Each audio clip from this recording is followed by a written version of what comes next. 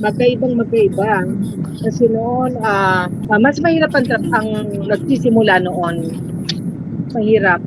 Para kang dumadaan sa butas ng karayom, with all the directors na talagang batikan. They have no room for mistakes.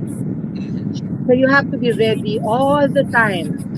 Kahit anong eksena, dapat alam mo, lahat, kailangan makikinig ka, focus. Alam mo, pag tinagal-tagal ko na sa industriya mula nung nagsimula ako, may ipapagmalaki ko na hindi pa ako nakagalitan ng direktor. Wow. Kahit na sila Lino Broca, Ismael Bernal, sila Chitoronio, name all the directors before na talaga namang terror, I make sure na hindi mo po ako kagagalitan kasi huhusayan ko po.